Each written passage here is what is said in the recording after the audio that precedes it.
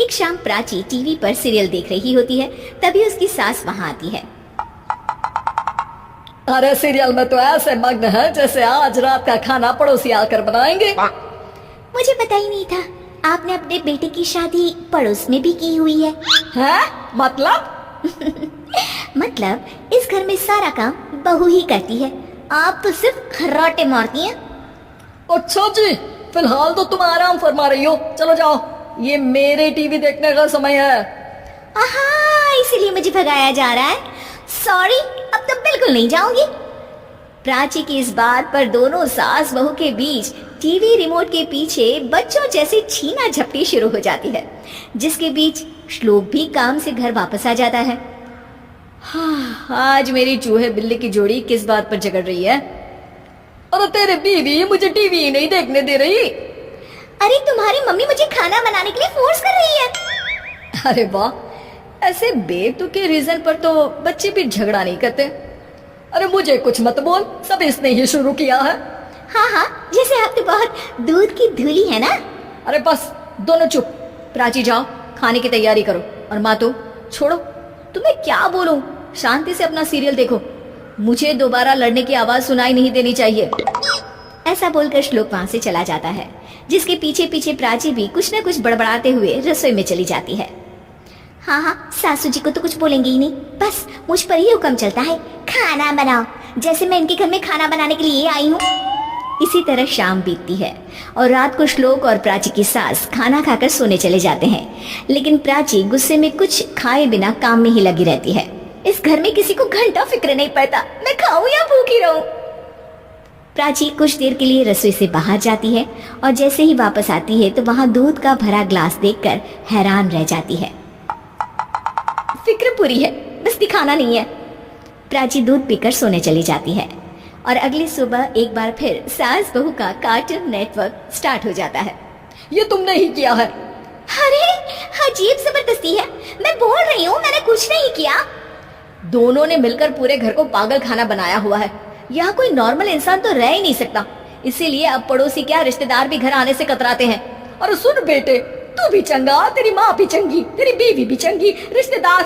हाँ जी, आपको नहीं पता क्या, गंगाधर ही शक्तिमान है, रिश्तेदार ही। हाँ हाँ, बस समझ गया। कभी जानवरों जैसे लड़ेंगी तो कभी जुगलबंदी करेंगी। भाई मैं आप दोनों के बीच में नहीं फंसना चाहता।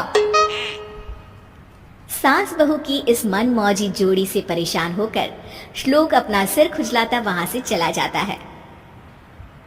चलो अब मैं भी कीर्तन में जा रही हूँ। इस पर जैसे ही सास कमरे में अपना पर्स लेने जाती है तो वहां नाश्ते की प्लेट रखी देख मुस्कुराने लगती है और नाश्ता करके घर से बाहर निकलते हुए कुछ पैसे टेबल पर रख जाती है, जिसके कुछ देर बाद सिलेंडर वाला घर आता है। ओ मुरी मैया, मैं सिलेंडर के बारे में तो बिल्कुल भूल ही गई थी। घर खर्च के सारे पैसे भी मम्मी के पास है और श्लोक से बोला तो उल्टा 4 बात सुनाएंगे।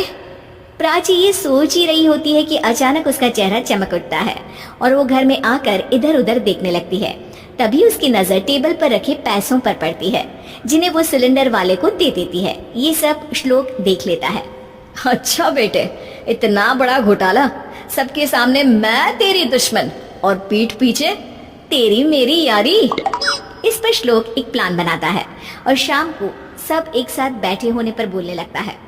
माँ, तुम दोनों की बहुत लड़ाई होती है, इसलिए मैं सोच रहा हूँ कि प्राची को उसके घर छोड़ाऊं, इससे वो भी खुश रहेगी और तुम भी। अचानक श्लोक की ये बात सुनकर सास बहू शौक से उसकी तरफ देखती है। अरे ऐसे कैसे घर छोड़ाओगे, मुझे कहीं नहीं जाना। अरे तुमने बोला नहीं पर मैंने सुन लिया, तुम्हें मम्मी के साथ रहना अच्छा नहीं लगता, मुझे पता है। अरे वो अरे, जब बहू खुद कुछ काम बोले तो वो तुझे सुनता नहीं, और अब जो इसने बोला ही नहीं वो तू समझ गया। जब उसे नहीं जाना तो फिर जबरदस्ती क्यों कर रहा है? अच्छा, फिर आपको मौसी के घर छोड़ाता हूँ। बस अब आप दोनों एक घर में एक छत के नीचे नहीं रह सकती। मैं इस टॉम एंड जेरी की जोड़ी को और नहीं झेल सकता। है?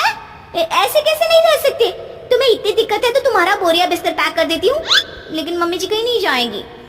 बिल्कुल यही सुनना था मुझे। अगर दोनों में इतना ही प्यार है फिर हर वक्त ये लड़ाई का नाटक क्यों करती हो? देखा मैंने कैसे माँ किचन में दूध रखती है और तुम उनके लिए कमरे में नाश्ता रखती हो, और कैसे वो पहले ही तुम्हारी दिक्कत समझकर घर में पैसे रखकर बाहर जाती है। अरे भाई, इतना ड्रामा तो डेली सोप में भी नहीं होता जितना तुम दोनों ने इस घर में फैलाया हुआ है।